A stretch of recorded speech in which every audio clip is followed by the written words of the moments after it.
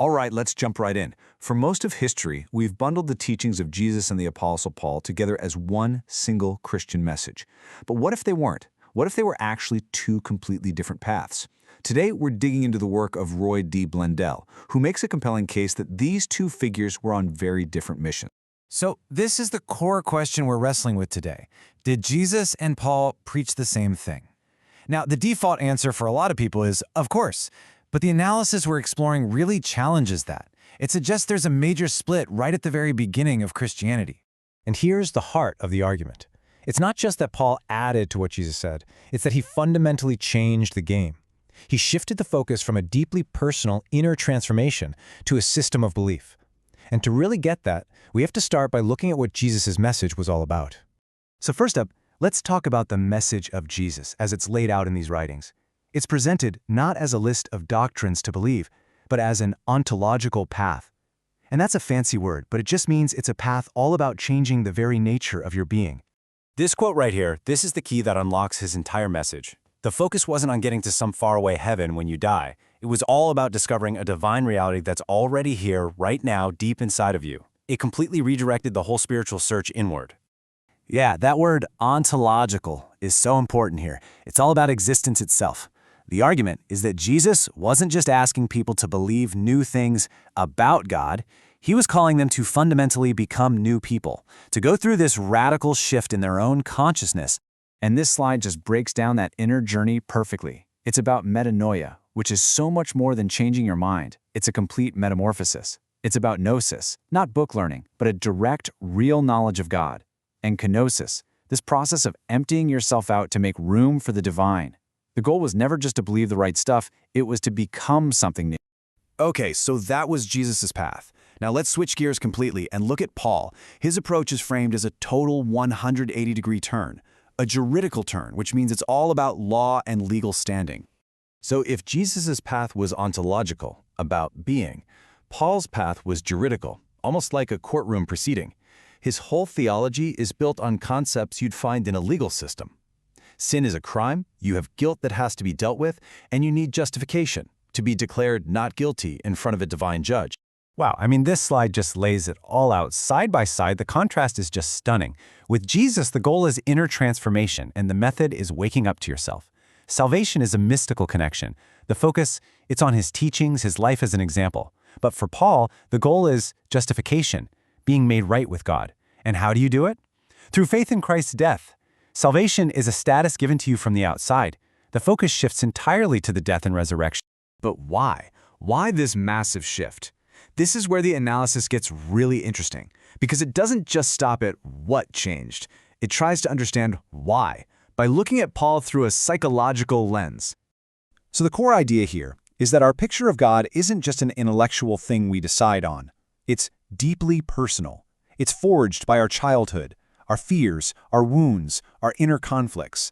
The source argues that if you really want to understand Paul's theology, you have to try to understand Paul's psychology. This analysis lays out this really compelling psychological story for Paul. First, you've got a super strict upbringing, which created this deep anxiety and this constant, nagging need to be perfect to earn God's approval. Then boom, the Damascus Road experience. It just shatters that entire worldview. But, and this is the key, those old habits, that old anxiety, it doesn't just disappear. What you get is a theology that shouts about free grace, but is still kind of haunted by that old need to strive and perform. And you can just hear that inner battle in Paul's own words. This line from Romans, the source suggests this isn't just some fancy theological point. This is a raw, agonizing cry from a man who is still at war with himself, trapped between the amazing grace he preaches and the crushing perfectionism he just can't shake. So if Paul's theology was shaped by his inner world, it was also massively influenced by the world around him. We have to look at the historical context that made his message not just possible, but incredibly effective. So here's a quick history lesson that is absolutely crucial to understanding Paul. Back in that era, new ideas were seen as dangerous and untrustworthy. Real wisdom had to be ancient. So if you had a revolutionary new message, you couldn't just present it as new, you had to frame it as the fulfillment of something ancient and accepted. And the author argues this is exactly Paul's genius. He took Jesus' radical message and anchored it in things people already knew and accepted, like Jewish temple sacrifice. And this gets us to a really key distinction.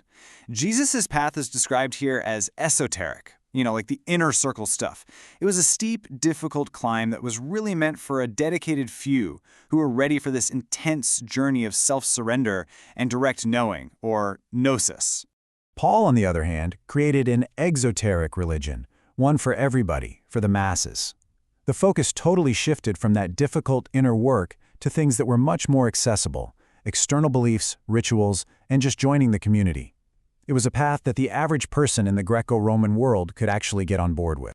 He was essentially a master translator. He built a theological bridge using concepts people were already familiar with. He took the language of blood sacrifice from his Jewish background, and he blended it with imagery from the popular mystery cults, the stories of dying and rising gods. He basically used the cultural language of his day to make his message stick. And here we have it. This is the bottom line, the great spiritual trade-off, according to this analysis. What started as a living, breathing, personal mystery of transformation got repackaged. It became a creed, a set of doctrines that you just had to believe in. So what are we left with? What is the ultimate legacy of this huge shift? The argument is that it's a dual legacy, a story of incredible institutional success, but maybe at the cost of spiritual compromise. This slide just lays out that paradox perfectly. On one side, the structure. Paul created the framework that allowed Christianity to survive, to organize, to spread across the entire globe. But on the other side, the sacrifice. In building that structure, the original mystical heart of Jesus' message of inner transformation got buried. It got obscured.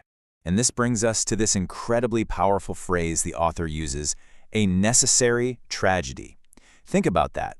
It suggests that what Paul did was, in a way, a mistake, a departure from the original vision, but maybe, just maybe, it was the only way the movement could have survived and grown. He sacrificed spiritual depth for global breadth. And so that brings us right back to the start, but now this question is really for us to think about. After looking at these two profoundly different paths, the challenge that's left on the table is this. What is a spiritual path for, really? Is it about signing on to the right set of beliefs? Or is it about the messy, difficult, beautiful process of who you are becoming along the way?